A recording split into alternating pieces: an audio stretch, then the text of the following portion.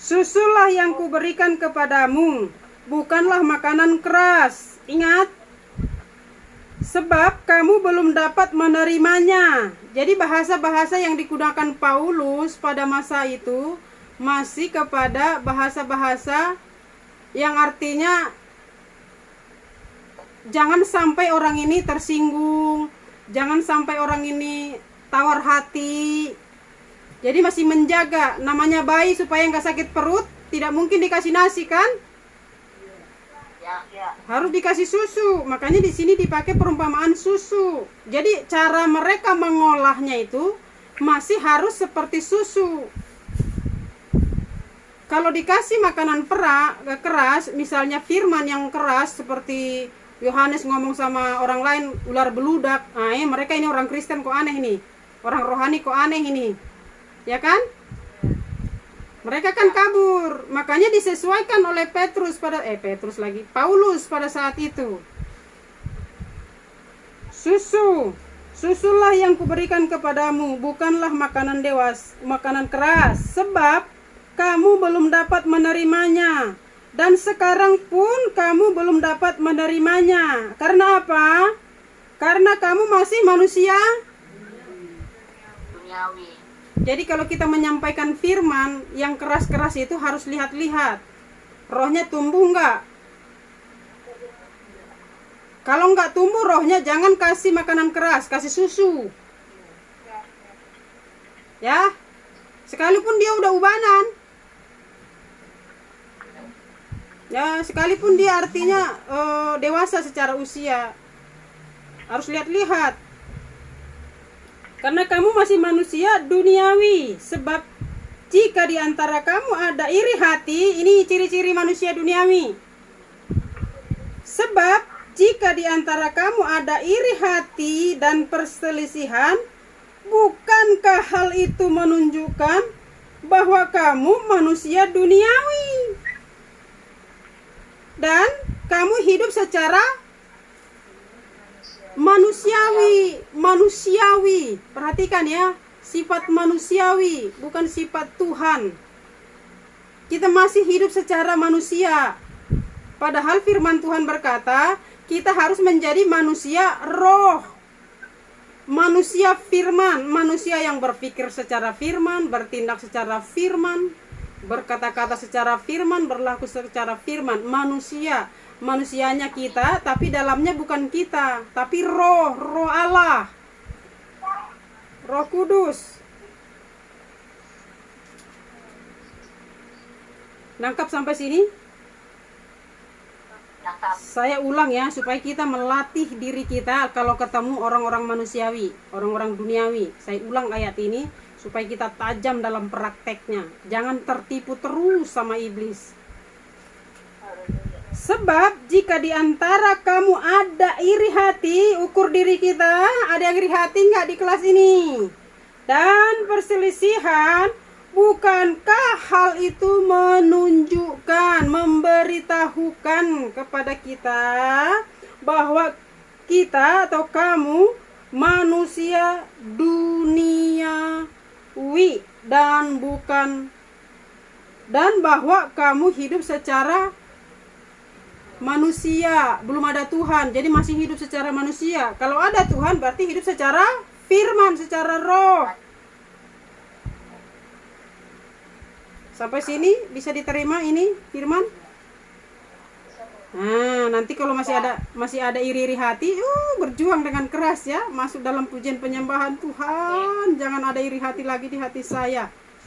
Jangan pakai kekuatanmu Bapak Ibu untuk mengeluarkan yang namanya iri hati, cemburu, semua sifat-sifat daging dari dirimu dengan caramu. Tidak akan bisa. Masuklah dalam perjumpaan pribadi dengan Tuhan, tenggelamlah di hadirat Tuhan. Disitulah Roh Kudus akan menggarap kita. Apa yang tidak mampu kita lakukan, maka saat kita mau dibentuk, mau digarap, saat itulah Roh Kudus bekerja bagi kita. Jadi cara keluar dari manusia duniawi kemana? Roh Kudus. Masuk dalam? Iya, tenggelam di hadirat Tuhan. Cara mengeluarkan diri kita dari dunia, dari sifat-sifat daging cuman satu. Tenggelam di dalam hadirat Tuhan. Makanya Tuhan bilang kalau Sabat itu adalah perhentian persekutuan di mana kita bersama-sama dengan Tuhan, jangan pikirkan yang lain. Jadi antara kita dengan Tuhan. Jadi antara Bu Teti dengan Tuhan saja pada saat itu 1 jam, 2 jam digarap. Rohnya Bu Teti digarap di situ, saya tenggelam. Sampai tidak ada yang lain, hanya air mata, hanya Tuhan dan Ibu Teti dan jamahan lawatan yang begitu dahsyat, begitu luar biasa, nikmat rasanya. Kita keluar dari kamar menjadi manusia baru. Amin. Jangan bilang saya besok tidak akan menjadi orang pemarah. Tidak bisa. Tidak bisa.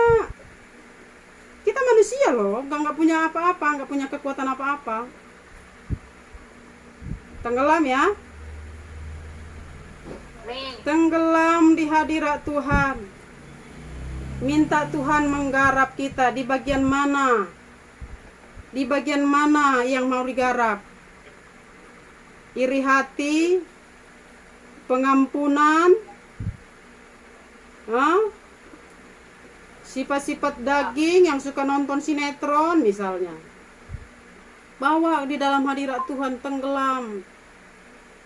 Waduh, ya harus nikmati itu. Setel aja lagu-lagu rohani ya. Kalau tidak bisa bernyanyi, saya orang tipikal yang tidak bisa bernyanyi. Loncat-loncat saya nanti punya nada. Jadi saya biasa setel, wah, Bu Grace kabur. Bukan kabur. Hilang sebentar.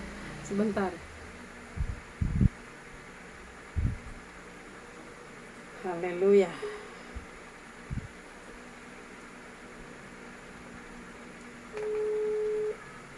Bisa nangkap ya sampai sini?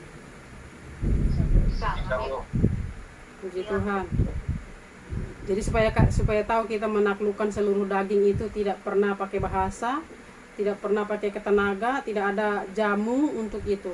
Hanya tenggelam di dalam hadirat Tuhan.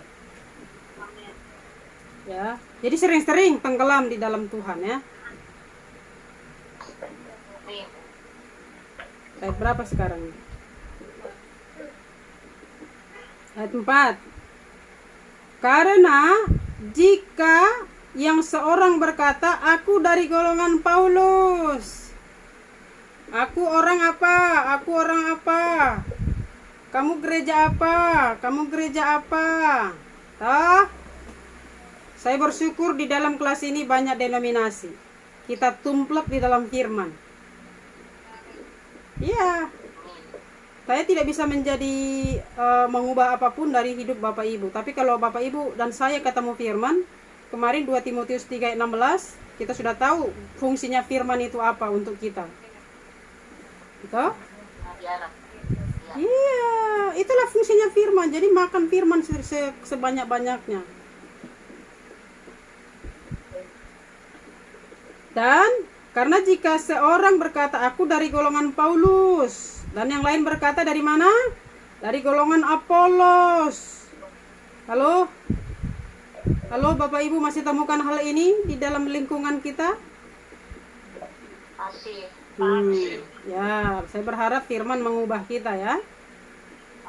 Amin. Bukankah hal itu menunjukkan bahwa kamu manusia? Bukan saya ngomong ya. Kalau masih ada ngomong saya gereja A, gereja B, berarti kita masih manusia? Haleluya. Tuhan senang dengan pengakuan. Dan bukan bukan rohani rupanya kita selama ini. Haleluya. Ini gerejanya tepuk tangan. Ini gerejanya tenang, teduh. Jatuh jarum kedengeran. Ada begitu kan? Ya. Iya, berarti kita manusia Haleluya. Puji Tuhan, hari ini kita bertobat semua. 5. Jadi, apakah Apolos? Apakah Paulus? Siapakah Protestan? Ya kan? Siapakah karismatik? Kira-kira seperti itu ya. Pelayan-pelayan Tuhan yang olehnya kamu percaya. Paulus dan Apolos sama-sama membuat orang datang kepada Tuhan Yesus. Kalau di karismatik membuat orang jauh ke dalam Tuhan, salah. Misalnya Protestan membawa orang tidak percaya Tuhan Yesus, itu salah. Tapi pertanyaannya, Apolos dan Paulus sama-sama membawa mereka percaya kepada Tuhan Yesus. Wah, kita bertobat hari ini. Terus saya ulang ayat 5 ya. Jadi apakah Apolos, apakah Paulus pelayan-pelayan Tuhan yang olehnya kamu menjadi percaya? Masing-masing, perhatikan, masing-masing menurut jalan yang diberikan Tuhan ke Padanya. sama atau tidak? Ya, sama atau tidak? Sama. Tidak. Kalau dibilang masing-masing berarti berbeda-beda. Tapi sama tentang arahnya bagaimana orang datang kepada Tuhan Yesus. Iya kan? Iya. Makanya ada penginjil, ada gembala. Gembala dan penginjil berbeda loh cara pelayanannya. Penginjil lebih cenderung membawa orang terima Tuhan Yesus, percaya kepada Tuhan Yesus. Tapi kalau gembala cenderung memelihara.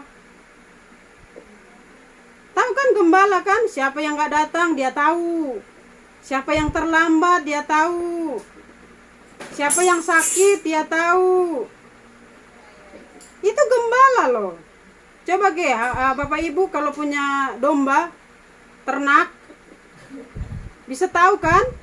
Mana yang kurus, mana yang sukanya minum banyak. Tahu nggak? Kalau gembala pasti tahu. Apakah jadinya berbeda penginjil dan gembala? Enggak kan? Iya, sama-sama. Coba kita lanjutkan ayat seterusnya. Aku menanam, kata Paulus, Apolos menyiram. Perhatikan, yang menyiram ini kan biasanya yang memelihara, toh? Ya. Iya. Aku menanam, kata Paulus, Apolos menyiram. Tetapi yang memberi pertumbuhan siapa?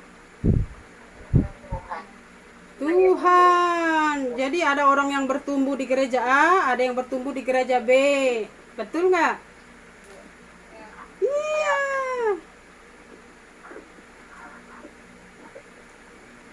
Melainkan Allah yang memberi pertumbuhan.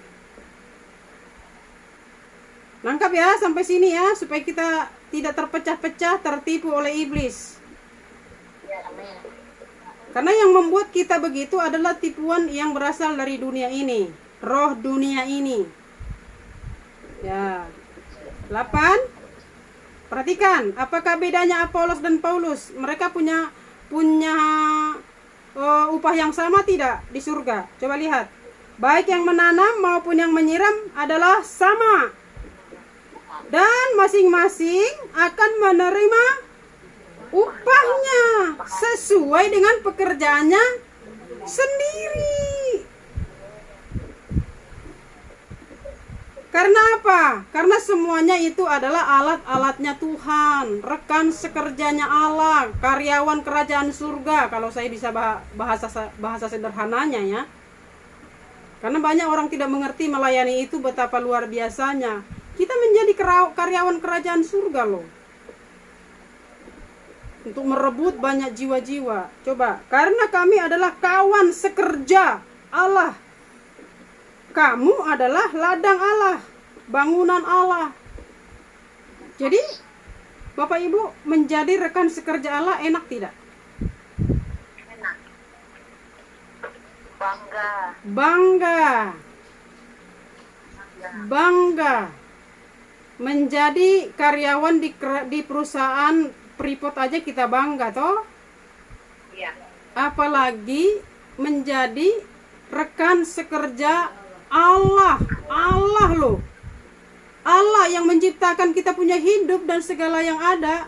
kita kerja sama dia, kita partnernya dia. Dahsyat ya. Amin. Iya.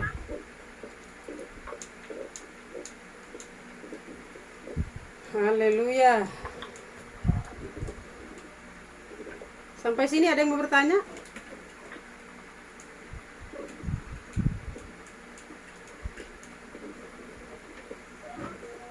Apa udah